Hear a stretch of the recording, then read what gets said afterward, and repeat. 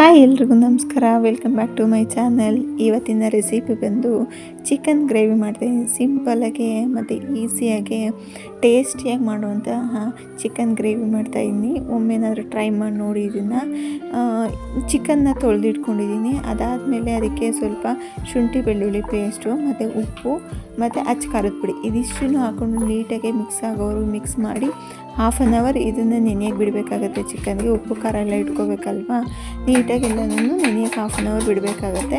ಅದಾದಮೇಲೆ ಒಂದು 5-6 ಈರುಳ್ಳಿ ತೊಗೊಂಡಿದ್ದೀನಿ. ಇಲ್ಲಿ 5-6 ಈರುಳ್ಳಿನ ನೀಟಾಗಿ ಕಟ್ ಮಾಡಿ ಇಟ್ಕೊಂಡಿದ್ದೀನಿ. ಅದಾದಮೇಲೆ 4 ಟೊಮೊಟೊ ತೊಗೊಂಡಿದ್ದೀನಿ. ಟೊಮೊಟೊನೂ ಕೂಡ ಅಷ್ಟೇ ದಪ್ಪದಾಗೇ ಹಚ್ಚಿಟ್ಕೋಬೇಕು. ಅದಾದಮೇಲೆ ಸ್ವಲ್ಪ ಸೋಂಪು ತೊಗೊಂಡಿದ್ದೀನಿ. ಸೋಂಪು ಮತ್ತು ಒಂದು ಸ್ವಲ್ಪ ಗೋಡಂಬಿ ತೊಗೊಂಡಿದ್ದೀನಿ. ಇದಿಷ್ಟನ್ನು ಐಟಮ್ನ ಹಚ್ಚಿ ರೆಡಿ ಮಾಡಿ ಇಟ್ಕೊಂಡಿದ್ದೀನಿ. ಅದಾದಮೇಲೆ ಚಿಕನ್ ಕೂಡ ಅಷ್ಟೊತ್ತರಲ್ಲಿ ನೆಂದಿರುತ್ತಿದ್ದು, ಹಾಫ್ ಆನ್ ಅವರ್ ನೆಂದಿರುತ್ತಲ್ವ, ಅದನ್ನು ಕೂಡ ಎತ್ತಿಟ್ಕೊತಾ ಇದ್ದೀನಿ. ಅದಾದಮೇಲೆ ಮೊಸರನ್ನ ನೀಟಾಗಿ ಬೀಟ್ ಮಾಡ್ಕೋಬೇಕಾಗತ್ತೆ. ಅದು ಕ್ರೀಮ್ ಥರ ಆಗಬೇಕು ಮೊಸರು, ಇಲ್ಲ ಅಂತಂದರೆ ಒಡ್ಕೊಳ್ಳೋ ಅಂಥ ಚಾನ್ಸಸ್ ಇರುತ್ತೆ. ಅದಕ್ಕೋಸ್ಕರ ನೀಟಾಗಿ ಬೀಟ್ ಮಾಡ್ಕೊಂಬಿಟ್ರೆ ಗ್ರೇವಿಗೆ ಹಾಕಿದ ತಕ್ಷಣ ಅದು ಒಡಕ್ಲು ಥರ ಆಗೋದಿಲ್ಲ. ಅದು ನೀಟಾಗಿ ಕ್ರೀಮ್ ಸ್ಟ್ರಕ್ಚರ್ ಬರುತ್ತದು. ಅದಾದಮೇಲೆ ಬಾಣಲಿ ತೊಗೊಂಡು ಅದಕ್ಕೆ ಸ್ವಲ್ಪ ಎಣ್ಣೆ ಹಾಕ್ಕೊಂಡು ಈರುಳ್ಳಿ ಮತ್ತು ಅದಕ್ಕೆ ಟೊಮೊಟೊ ಮತ್ತು ಗೋಡಂಬಿ, ಸೋಂಪು ಇದಿಷ್ಟು ಒಟ್ಟಿಗೆ ಹಾಕ್ಕೊಂಡು ಒಂದು 5 to 10 ನಿಮಿಷ ಬಾಡಿಸ್ಕೋಬೇಕಾಗುತ್ತೆ. ಅದು ಫುಲ್ಲು ಸಾಫ್ಟಾಗಿ ಆಗಬೇಕು. ಅಲ್ಲಿವರೆಗೂ ಒಂದು 5 ನಿಮಿಷ ಬಾಡಿಸ್ಕೋಬೇಕಾಗುತ್ತೆ. ಅದನ್ನು ನೀಟಾಗಿ ಎಲ್ಲನೂ ಬಾಡಿಸ್ಕೊಂಡಾದ್ಮೇಲೆ ಒಂದು 5 ನಿಮಿಷ ನೀಟಾಗಿ ಬಾಡಿಸ್ಕೊಳ್ಳಿ. ಅದನ್ನು ಬಾಡಿಸ್ಕೊಂಡಾದ್ಮೇಲೆ ಸ್ವಲ್ಪ ನೀರು ಹಾಕಿ ಅದನ್ನು ಬೇಯಬೇಕು. ಫುಲ್ಲು ಸಾಫ್ಟಾಗಿ ಆಗಬೇಕು. ಅಲ್ಲಿವರೆಗೂ ಇದನ್ನು ಬೇಯಿಸ್ಕೋಬೇಕಾಗತ್ತೆ. ಸ್ವಲ್ಪ ನೀರು ಹಾಕ್ಕೋಬೇಕು. ನೀರು ಹಾಕ್ಕೊಂಡ್ರೆ ಸ್ವಲ್ಪ ಬೇಗ ಸಾಫ್ಟ್ ಆಗುತ್ತೆ ಅಂದ್ಬಿಟ್ಟು ಸ್ವಲ್ಪ ನೀರು ಹಾಕ್ಕೊಂಡಿದ್ದೀನಿ. ಇದಕ್ಕೆ ಸ್ವಲ್ಪ ನೀರು ಹಾಕ್ಕೊಂಡು ಒಂದು 2 to 3 ನಿಮಿಷ ಕುದಿಸ್ಕೋಬೇಕಾಗತ್ತೆ. ಇದನ್ನು ಕುದಿಸ್ಕೊಂಡಾದ್ಮೇಲೆ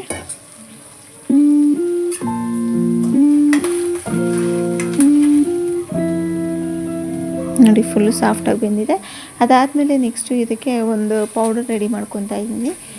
ಒಂದು ಬೌಲ್ ತೊಗೊಂಡು ಅದಕ್ಕೆ 2 ಸ್ಪೂನ್ ಆಗುವಷ್ಟು ಧನಿಯಾ ಪೌಡ್ರ್ ತೊಗೊಂಡಿದ್ದೀನಿ. ಒಂದು 1/4 ಸ್ಪೂನ್ ಆಗುವಷ್ಟು ಅರಿಶಿನ ಪುಡಿ ತೊಗೊಂಡಿದ್ದೀನಿ. ಅದಾದಮೇಲೆ 1 ಸ್ಪೂನಿಂದ 2 ಸ್ಪೂನ್ ಆಗುವಷ್ಟು ಅಚ್ಚ ಖಾರದ ಪುಡಿ ತೊಗೊಂಡಿದ್ದೀನಿ. ಖಾರ ಅಲ್ಲೂ ಸ್ವಲ್ಪ ಚಿಕನ್ಗೂ ಸ್ವಲ್ಪ ಹಾಕಿದ್ದೀವಿ. ನೋಡಿ ಹಾಕ್ಕೊಡಿ ಎಷ್ಟು ಬೇಕಾಗುತ್ತೆ ಖಾರ ಅಷ್ಟನ್ನು. ಅದನ್ನು ಮಿಕ್ಸ್ ಮಾಡಿ ಒಂದು ಸೈಡಲ್ಲಿ ಎತ್ತಿಟ್ಕೊಂಡಿದ್ದೀನಿ. ಅದಾದಮೇಲೆ ಇದು ಅಷ್ಟರಲ್ಲಿ ಸ್ವಲ್ಪ ತಣ್ಣಗಾಗಿರುತ್ತೆ. ಇದನ್ನು ಮಿಕ್ಸಿ ಜಾರ್ಗೆ ಹಾಕ್ಕೊಂಡು ನುಣ್ಣದಾಗಿ ಪೇಸ್ಟ್ ಮಾಡ್ಕೋಬೇಕಾಗುತ್ತೆ. ನುಣ್ಣದಾಗಿ ಪೇಸ್ಟ್ ಮಾಡಿಕೊಂಡು ಅದಾದಮೇಲೆ ತಿರ್ಗಾ ಒಂದು ಬಾಣಲಿನ ಅದೇ ಬಾಣಲಿನ ಇಟ್ಕೊಂಡಿದ್ದೀನಿ ನಾನಿಲ್ಲಿ. ಅದಕ್ಕೆ ಒಂದು 2-3 ಸ್ಪೂನ್ ಆಗೋಷ್ಟು ಎಣ್ಣೆ ಹಾಕ್ಕೊಂಡಿದ್ದೀನಿ. ನಾನಿಲ್ಲಿ ಎಣ್ಣೆ ಹಾಕ್ಕೊಂಡು 1-2 ಮರಾಠಿ ಮುಟ್ಟು ಹಾಕ್ಕೊಂಡಿದ್ದೀನಿ. ಅದಾದಮೇಲೆ ಅನಾನಸು ಮತ್ತು ಪಲಾವ್ ಎಲೆ ಇದಿಷ್ಟನ್ನು ಹಾಕ್ಕೊಂಡು 1-2 ನಿಮಿಷ ಎಣ್ಣೆಲಿ ಬಾಡಿಸ್ಕೊಂಡಾದ್ಮೇಲೆ ನೆನೆಸಿಟ್ಟಿರ್ತೀವಲ್ಲ ಚಿಕನ್ನು, ಅದನ್ನು ಕೂಡ ಹಾಕೋಬೇಕಾಗುತ್ತೆ. ಯಾವುದೇ ರೀತಿ ನೀರು ಆ ಥರ ಎಲ್ಲ ಏನೂ ಹಾಕೊಳ್ಳೋಂಗಿಲ್ಲ. ಅದು ಚಿಕನ್ ಎಣ್ಣೆ ಬಿಡಬೇಕಾಗುತ್ತೆ. ಅಲ್ಲಿವರೆಗೂ ಇದನ್ನು ಬಾಡಿಸ್ಕೋಬೇಕು. ಎಣ್ಣೆಯಲ್ಲೇ ಅದು ಬೇಯಬೇಕಾಗುತ್ತೆ. ಆವಾಗಲೇ ಟೇಸ್ಟ್ ಚೆನ್ನಾಗಿ ಬರೋದಿದು. ಅದು ಚಿಕನ್ನೇ ಎಣ್ಣೆ ಬಿಡುತ್ತೆ. ಎಣ್ಣೆ ಮತ್ತು ನೀರು ಎರಡೂ ಬಿಡುತ್ತಲ್ವ, ಅದಕ್ಕೋಸ್ಕರ ಅಲ್ಲಿವರೆಗೂ ಮಿಕ್ಸ್ ಮಾಡ್ಕೋಬೇಕಾಗುತ್ತೆ. ಅಲ್ಲಿವರೆಗೂ ಮಿಕ್ಸ್ ಮಾಡ್ಕೊಂಡು ಸ್ವಲ್ಪ ಹೊತ್ತು ಮುಚ್ಚಿಟ್ಬಿಟ್ಟಿದ್ದೆ.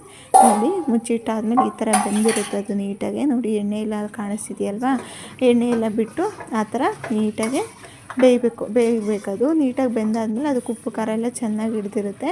ಅದಾದಮೇಲೆ ಅರ್ಧ ಬೆಂದಾದಮೇಲೆ ಈ ಗ್ರೇವಿನ ರುಬ್ಬಿಟ್ಕೊಂಡಿರ್ತೀವಲ್ವ, ಈ ಗ್ರೇವಿನ ಹಾಕ್ಕೋಬೇಕಾಗತ್ತೆ. ಗ್ರೇವಿ ಹಾಕ್ಕೊಂಡು ಒಂದು 2 to 3 ನಿಮಿಷ ಬಾಡಿಸ್ಕೋಬೇಕಾಗುತ್ತೆ ನೀಟಾಗಿ.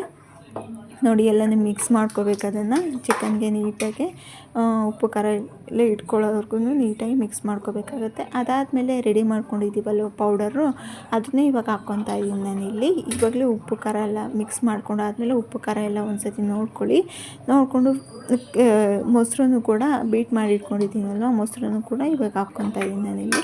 ಹಾಕ್ಕೊಂಡು ಒಂದು 2 ನಿಮಿಷ ಬೇಯಕ್ಕೆ ಬಿಟ್ಬಿಡೋಣ.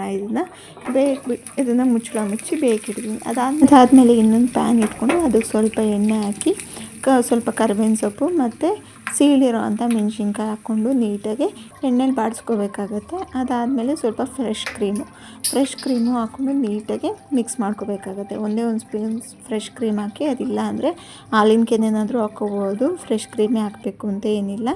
ಅದಾದಮೇಲೆ ನೋಡಿ ಈ ಥರ ಚಿಕನ್ ಗ್ರೇವಿ ರೆಡಿ ಆಯಿತು. ಟೇಸ್ಟಿಯಾಗಿರೋ ಚಿಕನ್ ಗ್ರೇವಿ ರೆಡಿ ಆಯಿತು.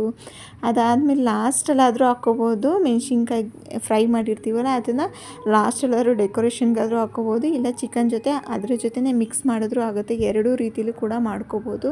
ನಾನಿಲ್ಲಿ ಚಿಕನ್ ಮೇಲೇ ಹಾಕಿದ್ದೀನಿ, ನೋಡಿ ತೋರಿಸ್ತಿದ್ದೀನಿ. ಇವಾಗ ಚಿಕನ್ ಮೇಲೇ ಹಾಕಿದ್ದೀನಿ, ತುಂಬ ಟೇಸ್ಟಾಗಿತ್ತು. ಟ್ರೈ ಮಾಡಿ ನೋಡಿ ಪ್ಲೀಸ್. ಇಷ್ಟ ಆದರೆ ಸಬ್ಸ್ಕ್ರೈಬ್ ಮಾಡ್ಕೊಂಡು ನೋಡಿ, ಲೈಕ್ ಮಾಡಿ, ಶೇರ್ ಮಾಡಿ, ಫ್ಯಾಮಿಲಿ ಆ್ಯಂಡ್ ಫ್ರೆಂಡ್ಸ್ಗೆ ಶೇರ್ ಮಾಡಿ.